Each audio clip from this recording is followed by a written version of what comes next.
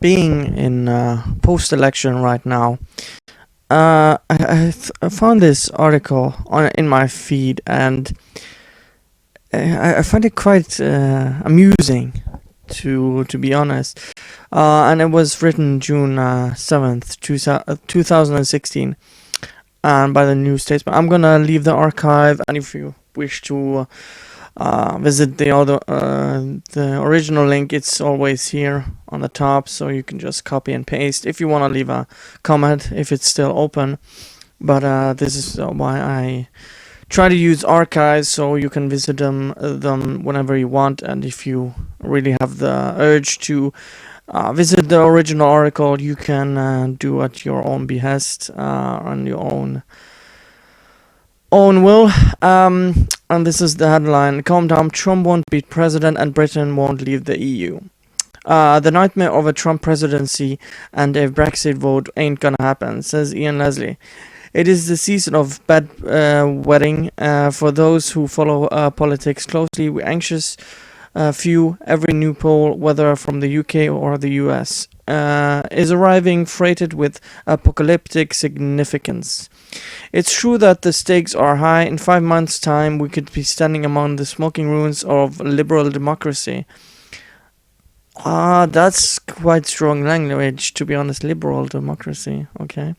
The Trump coat of arms will be emblazoned in the dome of the Capitol. The British Prime Minister Boris Johnson will be making tinny jokes about bulldogs as Vladimir Putin moves tanks to the Finnish border. Yeah, way to fearmonger. This is the type of crap which people vote against Brexit and for Trump. Sorry, not against Brexit, for Brexit, of course. On the other hand, the post-war order may be looking remarkably intact. Britain having voted emphatically to remain liberal Atlanticists with unexciting ideas installed in the Oval Office, and the England football team having returned home from France after 3 matches of unbearable mediocrity. I think the second of these scenarios is much more likely. I won't detain you with my analysis of England's problems at the back, but let me explain why I think Clinton will win and Britain will vote stay in. This is gonna be interesting. Let's dive in why this is gonna happen.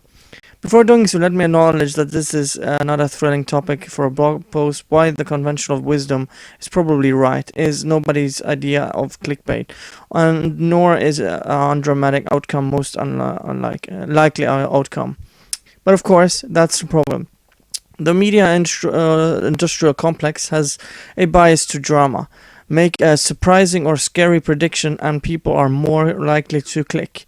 So we end up seeing more headlines and reading more opinions than the probability of that thing would otherwise justify, thus making them seem more likely than it is.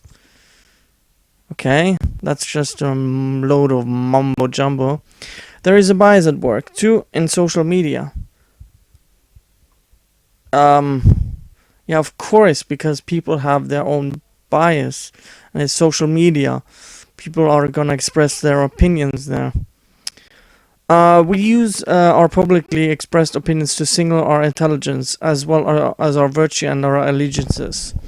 And predicting the more surprising or a pessimistic outcome usually makes you seem smarter, at least before the event.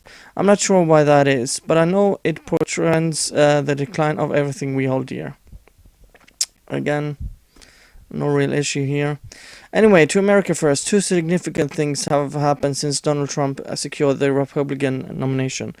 The first is that senior Republican figures have slunk into line behind him, with a surprising, even for them, lack of forethought. The second and more significant development is that, despite this, Trump has got more, not less, Trumpy.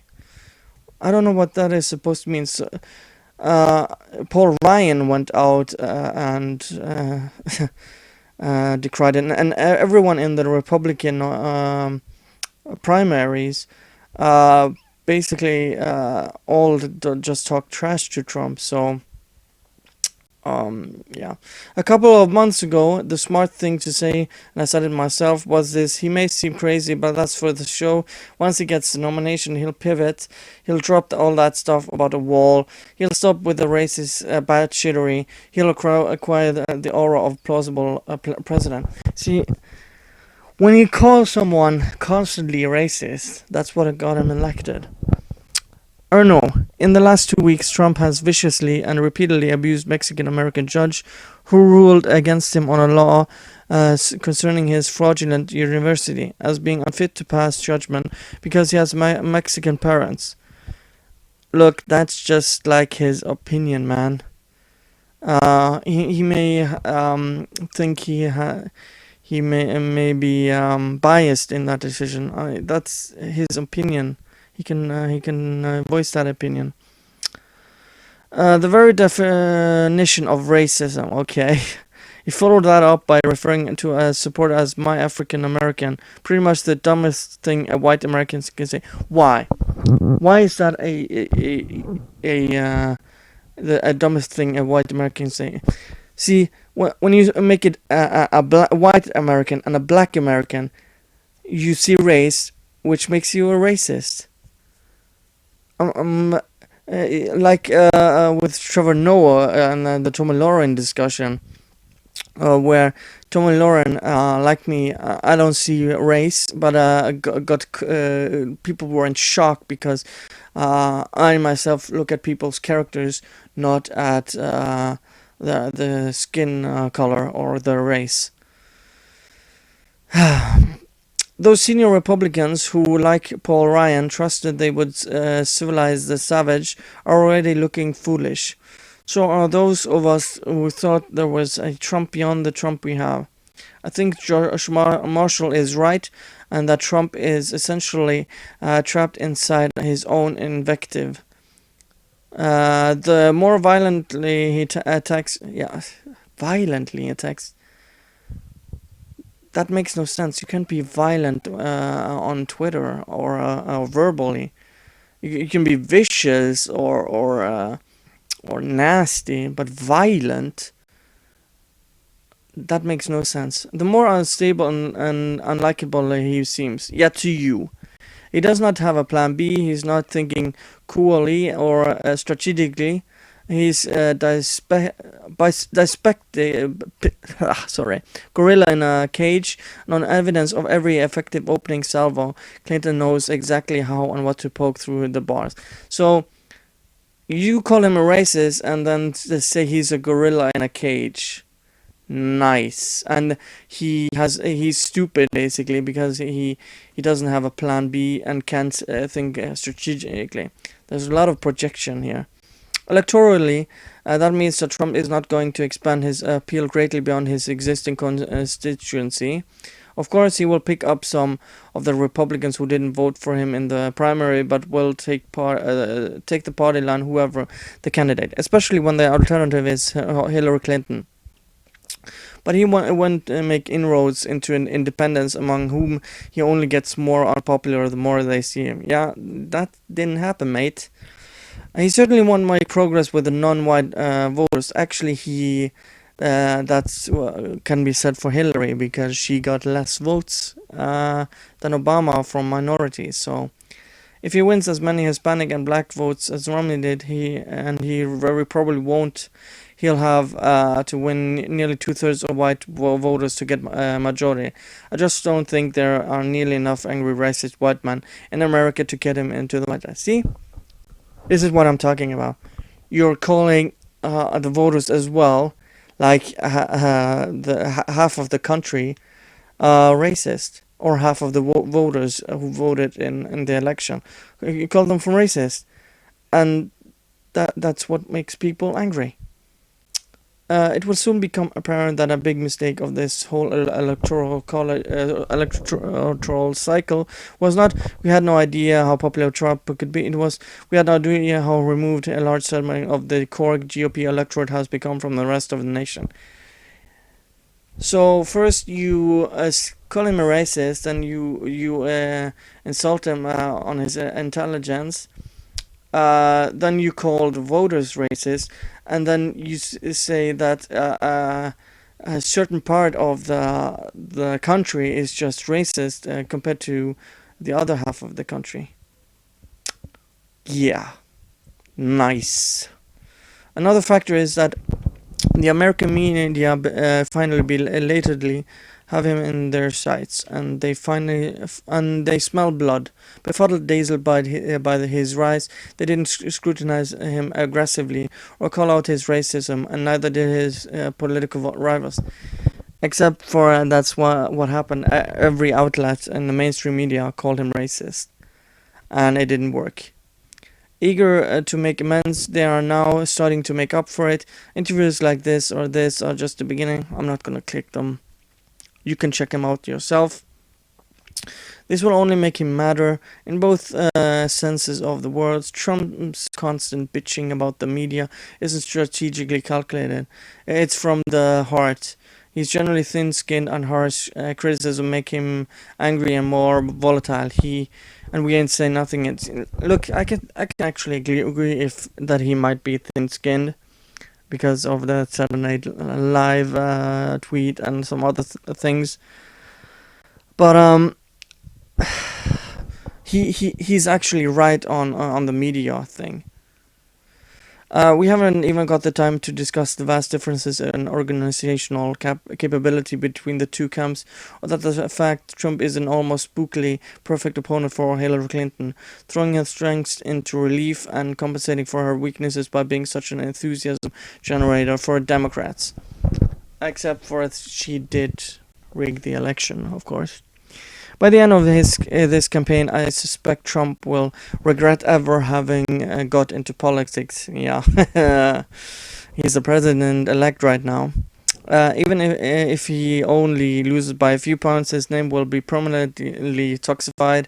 His TV career will be in jeopardy, as will his property business, which is dependent on his personal brand. In fact, I'm still not entirely sure that he's going to be on the ballot come November. He may engineer his own departure from the race. Jesus Christ. Let's move to Britain's Trump Brexit. The golden rule of politics is that most voters don't care about politics. Everything follows from this first principle. Since most voters don't care about politics, and how do you know this? Do you have a poll or anything? I don't see a poll or any evidence to back this up. Since most voters don't care about politics and don't want to care about politics, they vote for the option that presents the least hassle, the least risk, and the least politics. Yeah, give me a citation, please. This immediately makes the sovereignty argument irrelevant and possibly counterproductive. People are not longing for more democracy because more democracy sounds suspiciously like more politics, and even the Brexiters cannot conceal that the process on untangling ourselves from the EU will take years. That's to say, it will earn more politics. This argument makes no sense. People don't like politics because it involves politics. Therefore, they will vote for the least amount of politics, and because going out of a bureaucratic system will mean more politics. Makes no sense. Opinion polls can hardly help but oversample people with opinions. Many voters will put off having an opinion until the last minute. Again, you can't just make that claim with anything to go off. And when they do, they will look for the option that involves the least thought and the least risk possible. Again, you can't make that claim.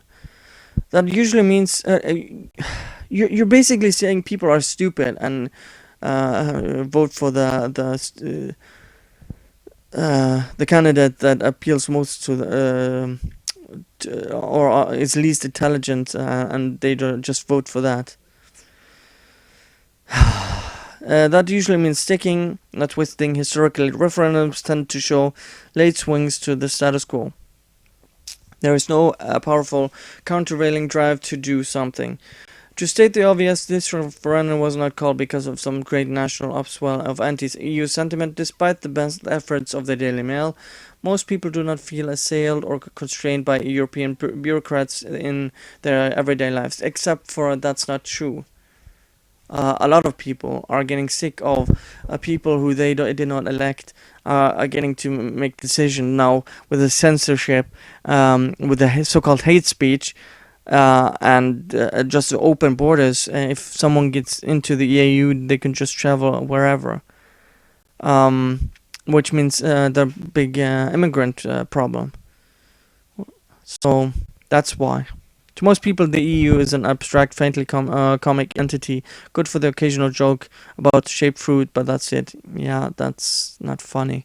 Many voters are opposed to immigration, and this is where the Leave campaign or campaigns are quite sensibly focusing. But as Atul Hatwal shows, immigration is more bug than bite. Most voters who think immigration is an important issue for the nation don't think it is crucial to them and their family. Again,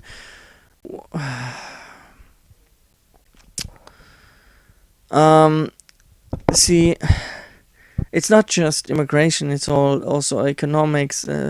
Britain has had problems there, and they don't want to take in more people who will hurt the economy. That's why, because Britain has a large amount of debt. Once you see that this is really about the economy and that most voters use their vote to minimize risk and hassle, then you'll see why I'm confident about a win for Remain. You'll also feel more relaxed about how David Cameron or Michael Gove does in a TV interview that hardly anyone who hasn't already made up their minds is watching. Incidentally, commentators are wrong to conclude that if Gove answers all the questions in an interview brilliantly and as wittily, his side wins. Forget about the words. The more Michael Gove is on TV, the better for Remain. Okay.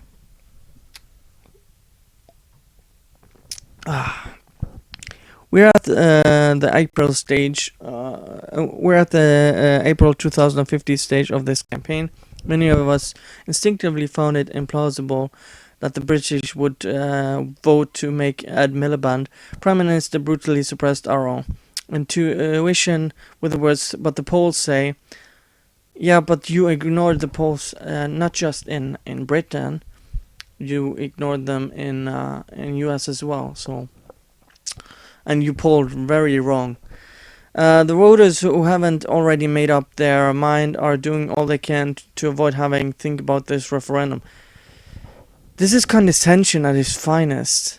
When they finally reluctantly turn their minds to it, the golden rule will kick in. If the polls show a consistent, sizable lead for Leave for a 7-day stretch, I may revise my price in a normal language panic. But until then, calm down, dears. Yeah, the condescension, the ad hominems in this are pretty strong. So, let me know what you think about this. And as always, thank you guys for watching, and see you guys next time. Bye.